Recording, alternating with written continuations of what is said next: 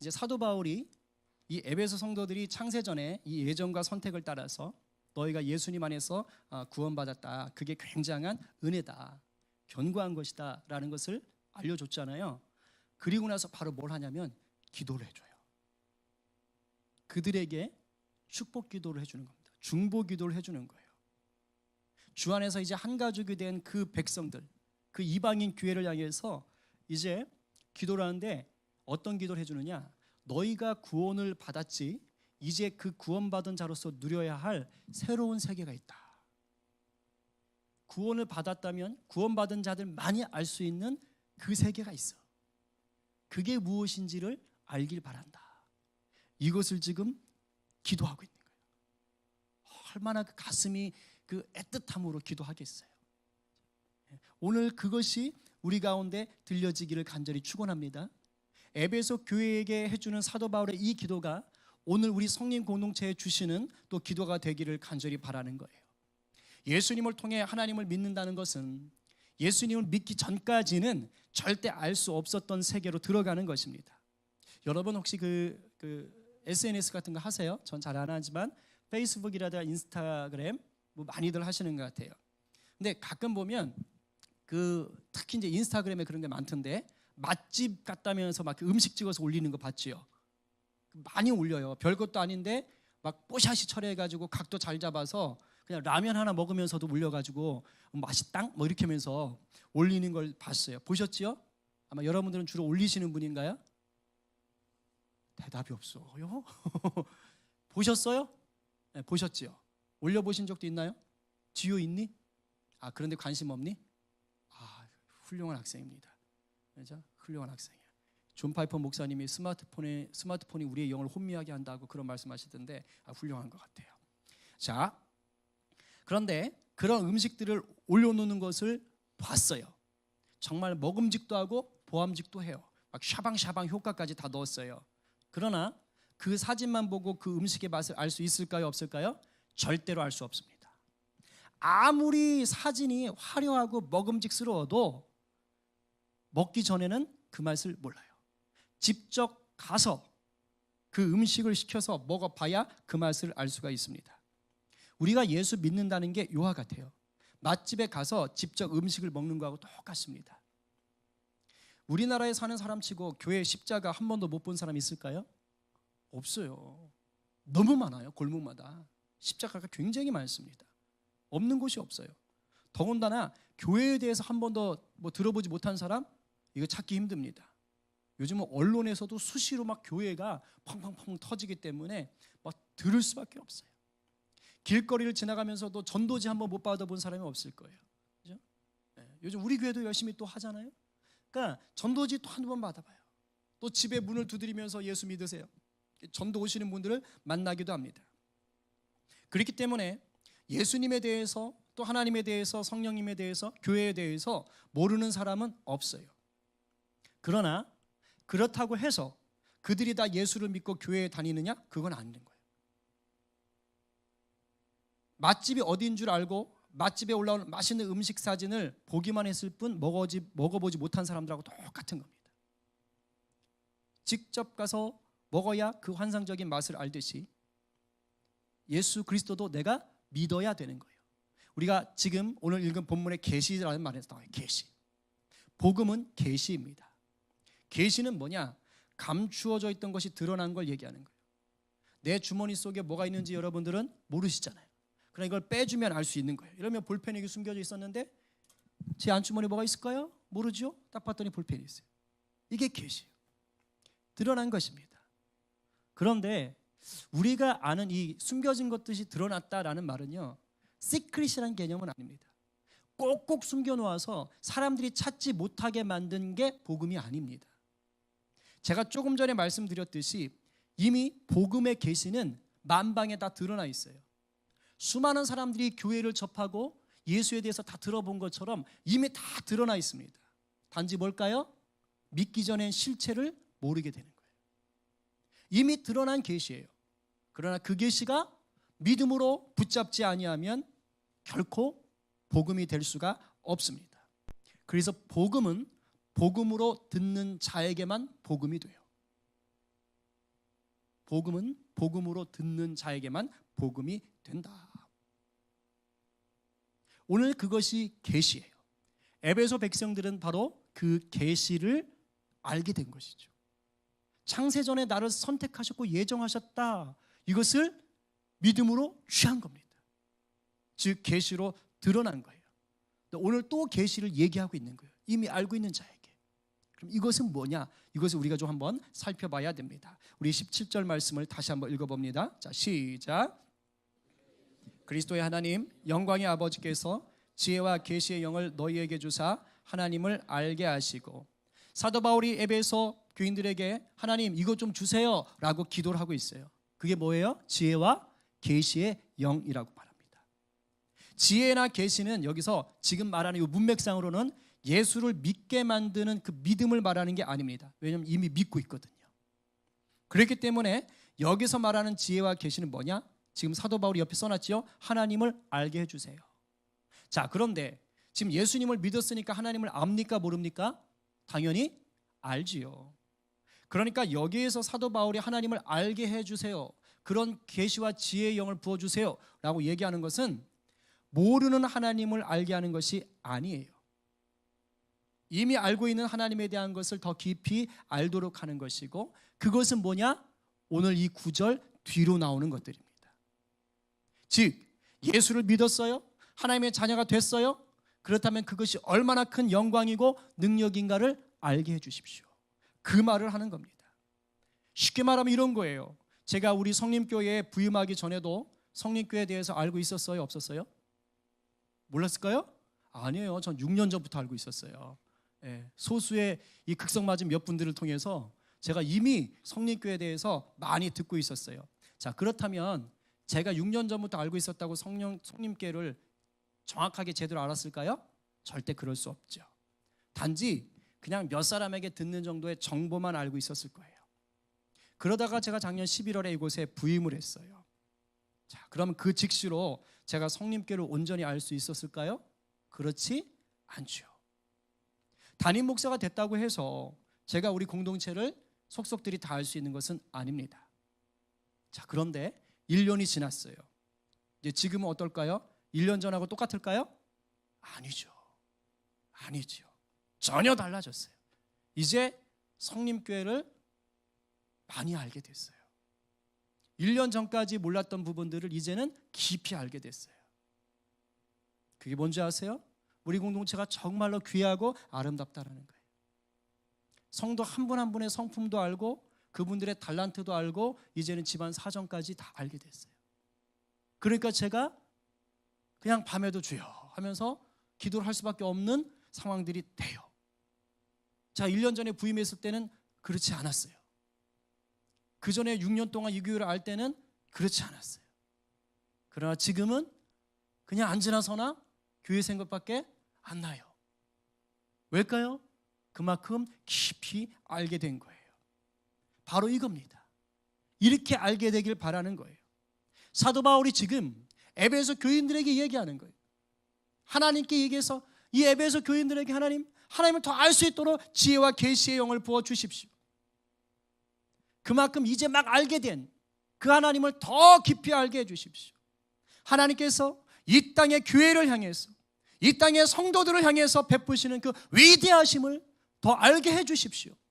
이것을 가지고 지금 뭐 하는 걸까요? 사도 바울이 눈물로 기도하고 있는 것입니다. 제가 우리 교회를 위해서 주여 우리 아무개 성도가 예수님을 더 알게 해주세요 라고 애끓게 기도하는 거하고 똑같은 거예요.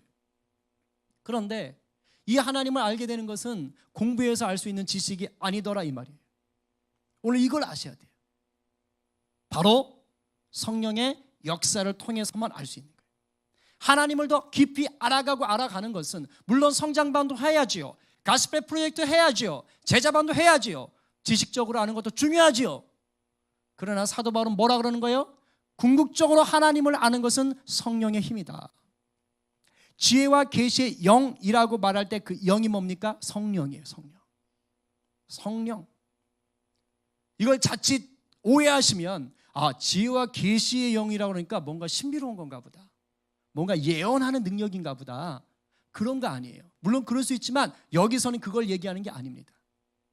소수의 특별한 사람들에게 주는 그런 은사를 얘기하는 것이 아니라 바로 모든 자에게 부어주시는 인격적인 성령을 얘기하는 거예요. 왜냐? 성령님이 근본적으로 그 역할을 하세요.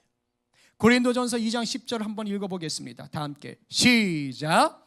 오직 하나님이 성령으로 이것을 우리에게 보이셨으니 성령은 모든 것 곧 하나님의 깊은 것까지도 통달하시느니라. 아멘. 그러니까 뭐예요? 성령님이 우리 가운데 함께 하시면 우리가 무엇을 할 수 있다고요? 하나님의 어떤 것이요? 깊은 것. 깊은 것을 알 수 있는 거예요.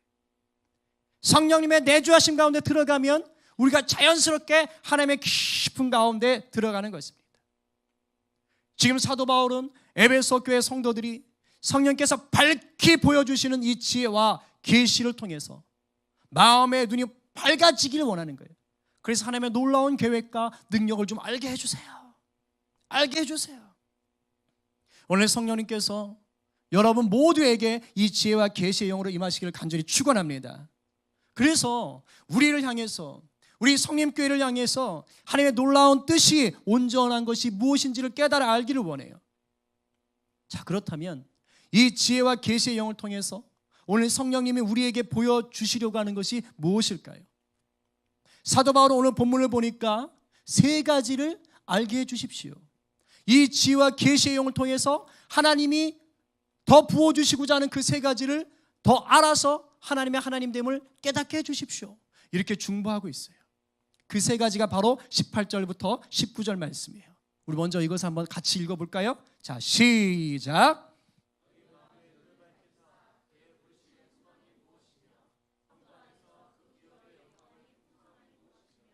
그의 힘의 위력으로 역사하심을 따라 믿는 우리에게 베푸신 능력의 지극히 크심이 어떠한 것을 너희로 알게 하시기를 구하노라. 자, 이러한 것들을 지식으로 알 수 있다 없다?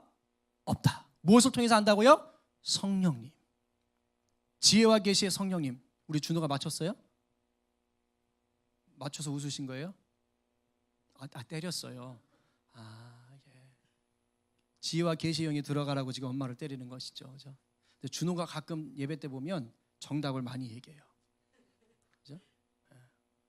자, 세 가지. 자, 그 중에 첫 번째, 우리 성령님을 통해서 지혜와 계시의 영이 올 때 알 수 있는 것이 뭐냐? 바로 하나님의 부르심의 소망이 온전하게 하시는 거예요. 하나님의 부르심의 소망. 말이 좀 어려워요. 상반절에 18절 상반절에 이렇게 써 있죠. 너희의 마음의 눈을 밝히사 어떻게 밝아질까요? 계시의 영이 임하시며 그의 부르심의 소망이 무엇인지 알게 하라.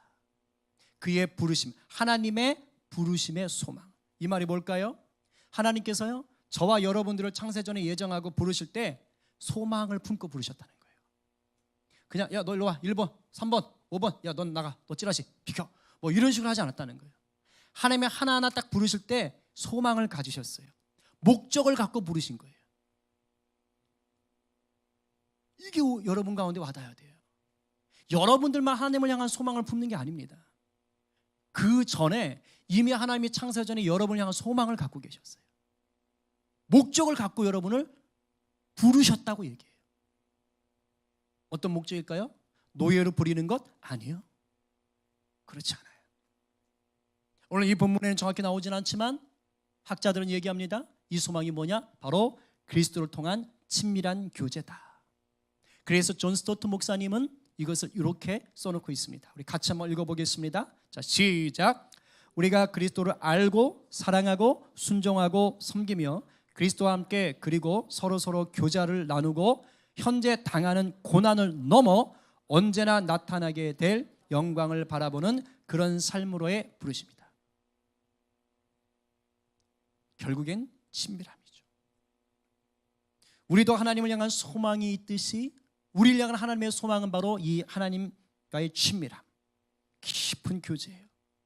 여러분, 이건 내가 기분 좋을 때만 누리는, 그런 사이 좋을 때만 누리는 값싼 친밀함 아니에요.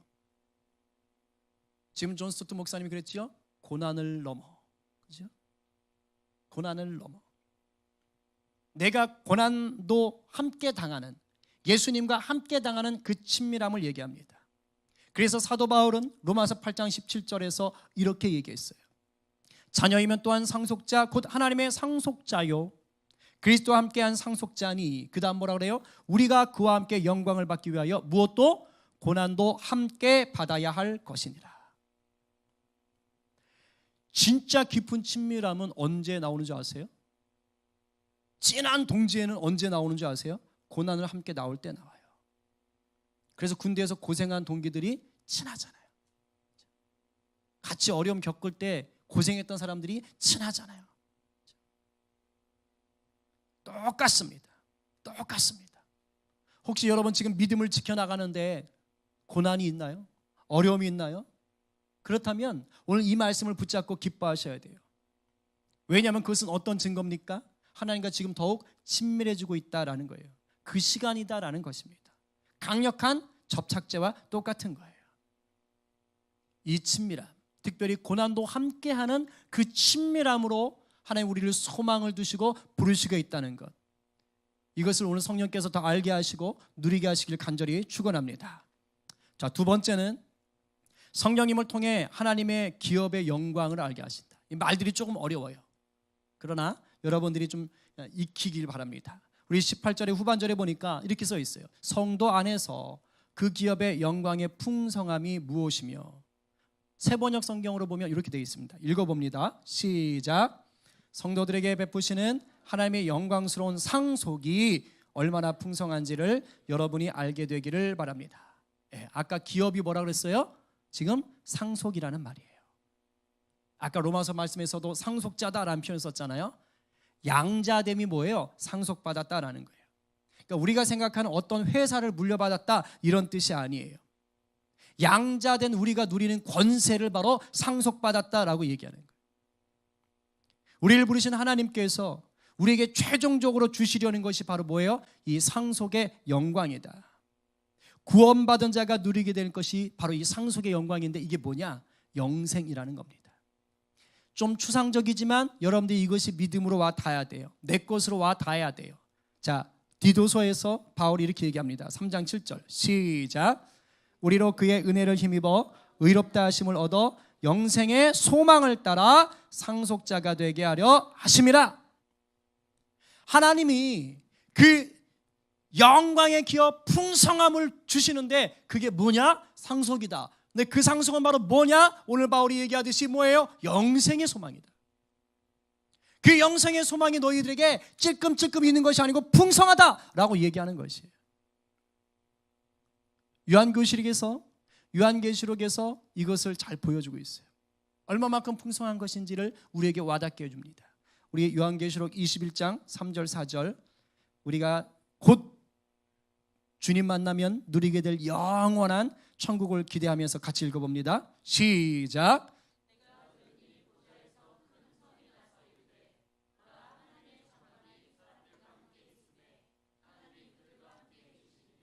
그들은 하나님의 백성이 되고 하나님은 친히 그들과 함께 계셔서 모든 눈물을 그 눈에서 닦아주시니 다시는 사망이 없고 애통하는 것이나 곡하는 것이나 아픈 것이 다시 있지 아니하리니 처음 것들이 다 지나갔음이로라. 아멘.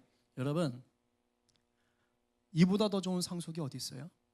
저런 삶을 어떻게? 영원히 누리는 거예요. 여러분, 우리가 왜 그토록 이 땅에서, 세상 사람들이 왜 이 땅에서 그렇게 돈을 벌려고 그러고 좋은 집에 살려고 그러고 몸에 좋은 것들 먹으려고 하고 높은 자리에 올라보려고 하는 이유가 뭐예요? 결국에는 뭐하는? 근심 걱정 없이 좀 안 아프고 오래 살고 잘 살고 싶은 거예요. 편안하게 살아보고 싶어 하는 것입니다. 그런데 아무리 발버둥 친들 그게 됩니까? 안 되잖아요. 걱정 근심 없고 질병과 눈물 없는 세상을 살 수 있나요? 아무도 없습니다. 그 어떤 누구도 그런 삶을 이 땅에서 살 수가 없어요. 그런데 예수 믿는 자에게는 그것이 보장이 되는 거예요. 천국에 가서. 예수를 안 믿으면 영원히 그게 보장이 안 되는 것이죠. 이 천국의 삶은 베드로 사도가 이렇게 얘기했어요. 썩지 않고 더럽지 않고 쇠하지 않는다. 뭐예요? 변할 이유가 없다는 거예요. 한결같이 좋다라는 것입니다. 우리는 이 놀라운 삶이 보장된 자들입니다. 아멘이세요? 성령님이 이걸 보장해 주신 거예요. 그건 죽어봐야 알지. 여러분, 이것을 보장했다는 것이, 나에게 보장되었다는 것이 내 마음에 확증으로 와닿으면 어떤 일이 벌어지는지 아세요? 오늘을 살 힘이 생깁니다. 이 영원한 기쁨을 생각하며 오늘을 이겨내게 돼요.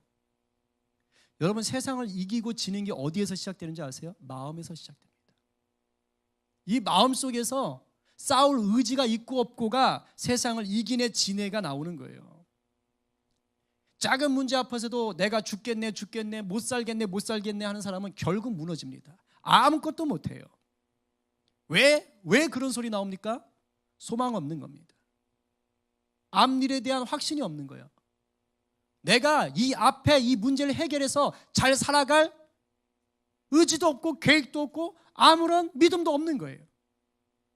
그러니까 죽겠네 하죠. 그러나 내 안에 영생에 대한 소망이 있어. 눈물도 고통도 질병도 없는 그 영원한 삶이 나에겐 반드시 있다. 이 소망이 확신한 사람은 아무리 어려워도 오케이, 그래봤자 하지. 이것이 우리의 마음을 주장하기 시작하는 거예요. 내일의 소망을 갖게 하는 것입니다. 믿는 사람은 최후의 날이 해피엔딩임을 잊지 마시기 바랍니다. 마음가짐이요, 문제를 다루는 힘이 돼요. 아침에 제가 우리 애엄마한테 들으니까요, 시원이가 난리를 쳤대요. 평상시도 학교 안 가겠다고 난리를 치는데 오늘 아침부터는 절대 가지 않겠다. 놔라. 아예 능청스럽게 고개도 안 돌려, 눈도 안 떠 그냥. 근데 이제 애엄마가 지혜로워지셨어요. 옛날엔 버럭 엄마셨는데 요즘은 굉장히 기도 생활을 깊이 하셔서 이제 소리 같은 거 안 지르세요. 귀에다 대고 조용히 속삭였대요. 시원아, 지금 일어나면 이따가 베스킨라빈스 아이스크림 사줄게. 그랬더니 우리 시원이가 딱 있다가 이렇게 눈을 딱 뜨면서 발딱 일어났어.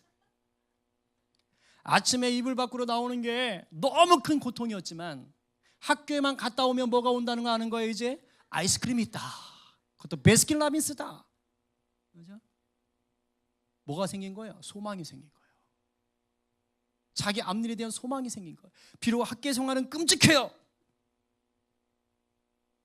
정말 학교가 다 폭발했으면 좋겠어.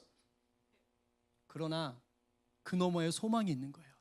베스킨라빈스 아이스크림.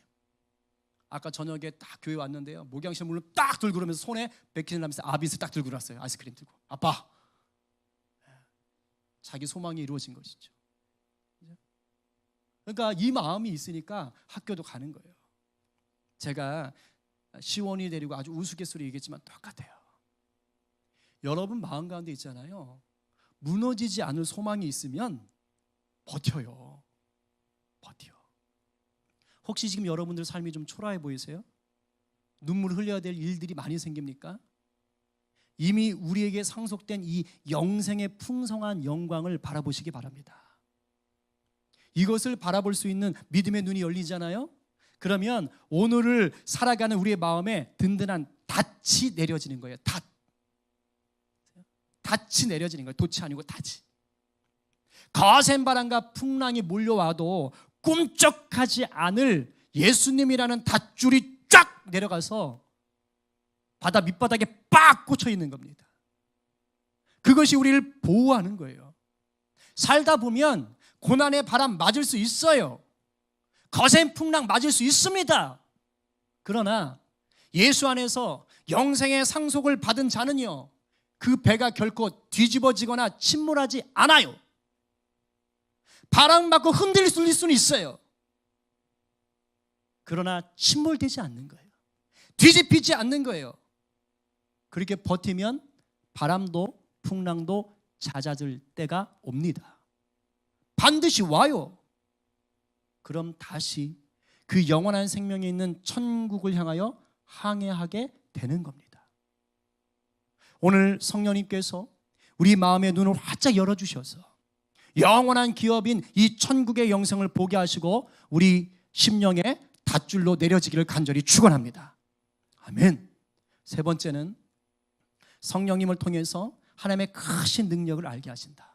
이게 제일 좋죠. 좋기는 파워가 나오니까. 19절 말씀 다시 한번 읽어봅니다. 시작. 그의 힘의 위력으로 역사하심을 따라 믿는 우리에게 베푸신 능력의 지극히 크심이 어떠한 것을 너희로 알게 하시기를 구하노라. 할렐루야. 아멘. 자, 우리를 친밀한 관계 속으로 부르는 것은 처음 시작점입니다. 그리고 영원한 천국의 그 풍성한 영광 가운데 들어가는 것은 마지막 결승점일 수 있어요. 하나님이 우리를 부르셔서 영원한 천국의 상속자로서 그 놀라운 복을 누리게 하는 그 과정이 뭐예요? 지금 이 땅에서의 삶이에요. 근데 그 삶을 하나님은 비실비실거리게 만들지를 않으세요. 능력 있는 자로 살아가게 하시는 것입니다. 이기며 살 수 있도록 하나님이 내가 도와줄게 라고 지금 얘기하시는 거예요. 그 확증이 19절 말씀이에요. 지금 사도 바울은 하나님의 이 능력의 보호하심을 강조하기 위해서 비슷한 말을 4번 중복해서 씁니다. 뭐라고 그래요? 힘, 위력, 능력, 지극히 크심. 강조하는 거예요. 사랑하는 애인한테 내가 너를 사랑해 이 한마디 해도 될 것을 뭐라는 거예요? 내가 너를 죽도록 미치도록 세상을 다 줘도 바꿀 수 없을 정도로 겁나게 사랑해. 한마디만 해도 될 것을 왜 이렇게 합니까? 강조. 사도 바울이 왜 4번이나 중복해요? 우리를 향한 하나님의 사랑이 확실하기 때문이에요. 확실하다. 그럼 어떤 점에서 도대체 우리를 돌보시는 이 하나님의 보호하심의 능력이 확실하다는 것입니까? 여러분, 이 세상 사람들 중에 사망을 이긴 사람이 있어요? 그런 사람 알면 제가 피자 한 판 쏩니다. 진시 황제 그렇게 불로장생하기 위해 불로초를 구해 다녔지만 죽었어요, 안 죽었어요? 혹시 옆집에 사시나요? 없어요. 그죠? 그 대단한 권력을 잡았던 칭기스칸 있나요? 없습니다. 그토록 머리가 좋았던 아인슈타인, 스티븐 호킹 맞나요? 스티븐 호킹? 호킹 박사님 맞나요? 스티븐 호킹 맞아요? 저기 헷갈리네. 그분도 지금 안 계시죠? 다 돌아가셨어요. 그 돈 많은 스티븐 잡스도 갈 길로 갔어요. 천국에 있는지 지옥에 있는지 알 수 없겠지만 세상 그 어떤 누구도 제 아무리 큰 권력과 돈과 미모를 갖고 있었어도 모두가 해결하지 못한 딱 한 가지가 있다고요. 죽음입니다. 죽음. 이 죽음을 이겨낸 능력을 가진 자는 아무도 없어요. 딱 한 번 빼놓고. 누굽니까? 우리 예수 그리스도. 오늘 본문이 그걸 얘기하는 거예요. 하나님이 하나님의 능력으로 죽은 자들 가운데서 예수님을 살리셨다. 그리고 그 예수님을 만물의 통치자가 되게 하셨고 교회의 머리로 삼으셨다. 그게 능력이라는 것입니다. 그 어떤 누구도 해결하지 못했던 죽음이라는 권세를 이겼으니까. 20절부터 23절까지가 그 말씀이에요. 우리 다시 한번 이 능력을 내 권세로 누리길 원하면서 찬찬히 읽어봅니다. 시작. 그의 능력이 그리스도 안에서 역사하사 죽은 자들 가운데서 다시 살리시고 하늘에서 자기의 오른편에 앉히사 모든 통치와 권세와 능력과 주권과 이 세상뿐 아니라 오는 세상에 일컫는 모든 이름 위에 뛰어나게 하시고 또 만물을 그의 발 아래에 복종하게 하시고 그를 만물 위에 교회의 머리로 삼으셨으니 교회는 그의 몸이니 만물 안에서 만물을 충만하게 하시는 이의 충만함이니라. 아멘. 그렇기 때문에 예수 그리스도를 믿는 자에게는 뭐가 있는 거예요? 죽음을 이기신 하나님의 능력이 함께하는 줄로 믿습니다. 죽음도 감히 결박할 수 없는 능력이 예수 믿는 자들에게 교회 가운데 부어진 줄로 믿습니다. 그래서 예수님께서 베드로를 향하여 교회를 세우신다고 말씀하실 때에 뭐라고 말씀하십니까? 마태복음 16장 18절 아주 중요한 말씀. 다 함께 시작. 또 내가 내게 이르노니 너는 베드로라. 내가 이 반석 위에 내 교회를 세우리니 음부의 권세가 이기지 못하리라. 아멘. 여러분, 음부의 권세, 마귀의 권세, 죽음의 권세가 결코 교회를 이길 수 없다. 왜요? 죄의 삭은 사망인데 하나님께서 우리 예수님을 통하여 우리의 죄를 용서하심으로 그 죄의 삭신 사망을 정복하신 거예요. 정복하신 거예요. 그래서 이 능력은 다름 아니라 우리가 더 이상 죄에 묶이지 않을 예수 이름의 권세를 갖게 된 것입니다. 아멘이세요? 예수 이름의 권세가 큰 능력이에요. 죄를 쫓아내고 죽은 자를 살리고 병든 자를 낫게 하는 것이 예수 이름의 권세인 줄 믿으시기 바랍니다. 또 하나, 우리가 낭망해서 기도조차 할 수 없을 때에 성령님이 어떻게 하신다고 그랬습니까? 탄식하신다고 그랬어요. 우리를 감찰하시고 우리 위해서 슬피 우시면서 우리를 위해서 대신 간구하시는 거예요. 그래서 마침내 어떻게? 도우시는 겁니다. 도우시는 거예요. 그 성령님이 우리의 능력이 되신다. 이렇게 우리가 누리는 구원은 그 자체가 하늘의 신령한 복인 동시에 뭐예요? 이 땅을 살아갈 놀라운 능력이 되는 줄 믿으시기 바랍니다.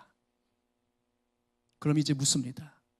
여러분, 이 구원의 복을 이 땅에서 누리고 계세요? 우리를 향한 부르심의 소망인 친밀함을 지금 누리고 계십니까? 장차 누릴 영생의 풍성함으로 인해서 오늘 우리의 마음 가운데 든든한 믿음의 닷줄이 내려져 있나요?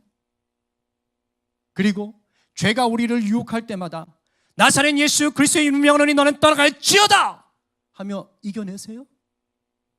나라까지 나를 떨어뜨리는 삶의 고통과 유혹 속에서 나를 도우시고 만지시는 성령님을 경험하고 계십니까? 그걸 지금 사도 바울이 기도하는 거예요. 너희들이 예수 믿었어? 이제 살다 보면 별일 다 겪게 될 거다.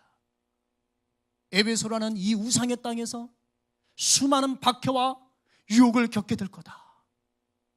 그래서 이 초장에 중보기도 하고 있는 겁니다. 하나님을 더 알아가라. 더 알아가라. 오늘 이 은혜가 부족한 분들 구하셔야 됩니다. 지혜와 계시의 영으로 우리를 살리시는 성령님 앞에 더 기도하셔야 돼요. 경험해보지 못한 사람은 와닿지 않기 때문에 내가 구한다고 바뀔까, 나아질까 의심하게 됩니다. 그러나 성령님을 이미 경험하신 분들은 알잖아요. 우리가 이것을 누릴 때, 하나님 더 알아갈 때 어떠한 은혜가 임하는지 아시잖아요. 말씀이 깨달아지는 은혜가 있잖아요. 제가 요즘 한참 통독재미에 빠져서 또 내년을 준비하는데 신기해요. 한 100번도 더 읽었던 구절인데 갑자기 마음을 확 잡아빼요. 어머, 세상에 이런 구절이 여기 있었어? 확 은혜가 올라와요. 울컥울컥해. 제 감정입니까? 아니요. 성령님이 지혜와 계시의 영으로 말씀의 닷줄을 내려주시는 거예요. 여러분 살다 보면 생각지도 못하는 문제들, 그런데 생각지도 못하는 방법으로 하나님이 해결해 주시는 것들 경험하시잖아요. 저는 많이 경험합니다. 이것은 인격적으로 성령님을 경험할 때에만 알 수 있어요. 왜 나를 버리셨나요? 아니요. 구하시면 돼요. 성경에 분명히 말합니다. 구하고 찾고 문을 두드리라. 그러면 어떻게 됩니까? 열릴 것이다. 진리입니다. 진리예요. 오늘 이 밤이 여러분 마음의 눈이 밝혀져서 하나님을 더 온전히 아는 은혜의 밤 되기를 간절히 축원합니다.